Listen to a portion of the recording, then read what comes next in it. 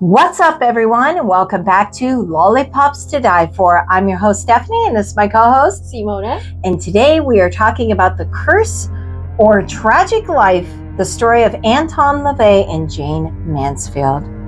Let's get into this.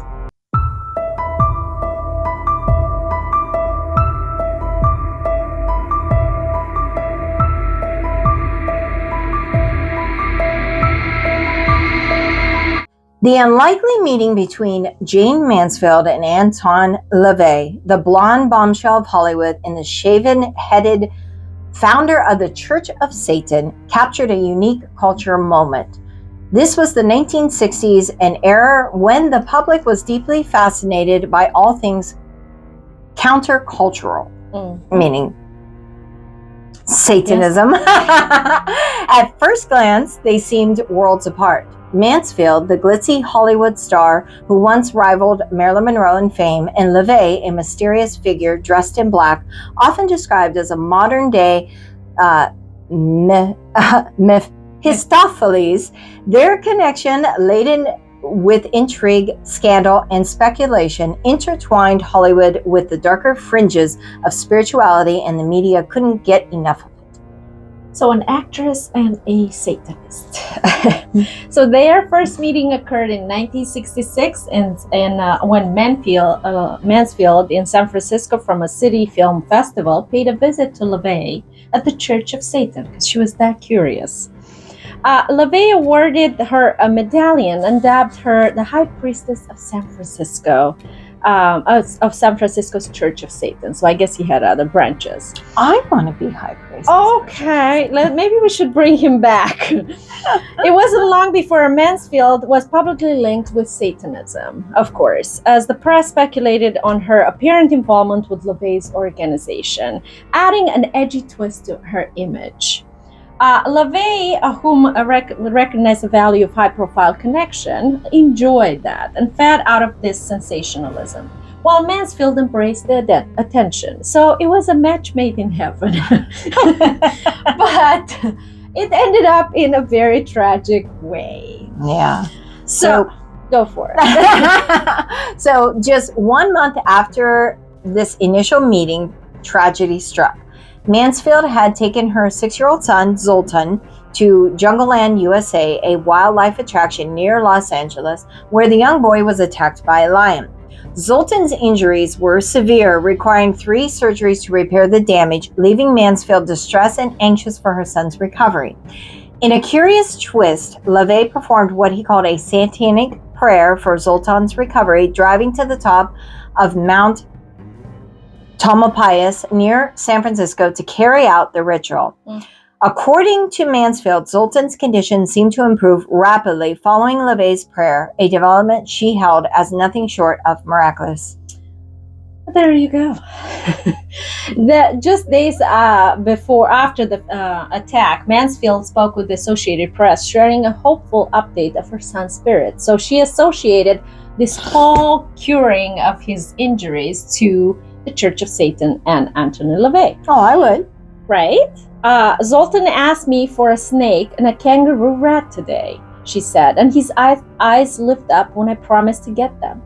The statement reflected her relief that her son's spirits were lifted as he recovered. So she was very grateful to Lavey. Whether one saw Lavey's prayer as a meaningful gesture or a bizarre publicity stunt, it's undeniable that their link was even stranger afterwards, you know. Mm-hmm. Which I understand she was grateful. Of course. So the relationship between Lavey and Mansfield also brought tension to her romantic life. Sam Brody, Mansfield's lawyer and partner, resented her growing closeness to Lavey, and the rivalry between Brody and Lavey soon reached a breaking point. According to some accounts, Brody dismissed Lavey as a charlatan, provoking Lavey to put what he claimed was a curse on Brody. Lavey, known for his flair for drama, reportedly declared, "My power exceeds anything you can imagine, and now you're going to feel it." Sounds familiar. "You will be dead in a year. Sam Brody, I pronounce that you will be dead within 1 year." For Lavey, this curse was more than just words. It was a public statement meant to enhance his image as a man not to be crossed. While Mansfield seemed captivated by the dark mystery surrounding Lavey, Brody's antagonism only fueled her curiosity. Their story soon evolved into one of jealousy, fascination, and an ever-tightening triangle of intrigue. So this is where it gets a little bit tricky and tragic. So her story, the story of them two, would soon come to a dramatic end. On June 29, 1967, just 1 year after Lavey's curse, call it, just a random act, or just fate, Mansfield was killed in a car accident while traveling from Biloxi, Mississippi to New Orleans.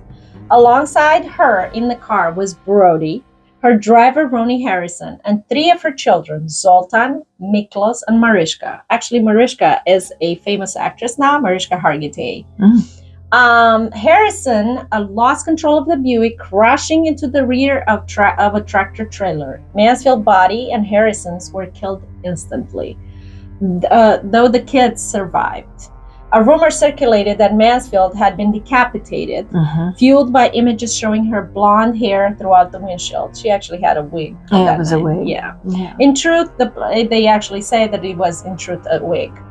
After her death, Lavey held a satanic memorial service for Mansfield at his black house in San Francisco. The service was both a tribute and a statement commemorating their strange, fleeting connection.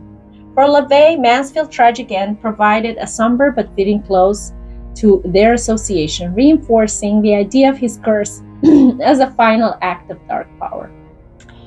So, in the end, he died. Actually, Lavey died weirdly too, in the hospital, but down the road, I think. Yeah. He lived way longer than that. But I think in the end, it just posed questions on: was it a curse? Was it just a mere accident? This is what's supposed to happen? But it was.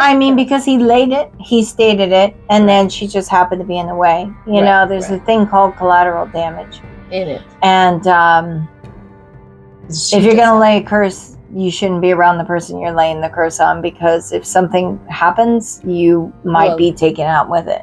But the sad part inadvertently, but it is what it is. But the sad part is he wanted to be with her. He did. But he laid the curse against the person that was the most around her. So by proxy, you would think, the other one should have died and that didn't matter. But in the end, that's not how it works. No, it's not how it works. Because whatever fate is going to happen, if you happen to be in that scheme, then you might get taken with it. Right.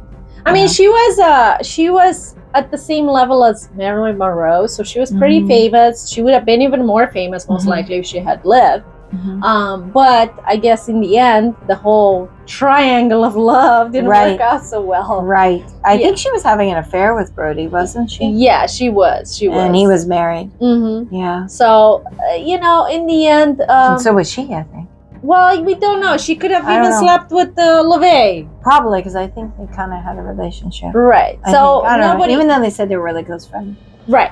But, so it's kind of circulated that she was cheating with this guy, but who knows who she was cheating with. The bottom line is she ended up dead. Right. And her kids scarred for life, So bottom line is, if somebody throws a curse, stay away from the motherfucker that the curse is on.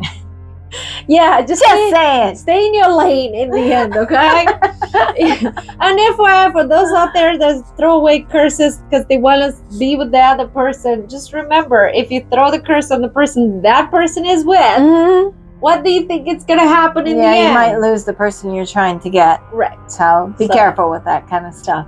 I know, but... Alrighty, guys. So as the old saying goes, the truth is always scarier. Bye.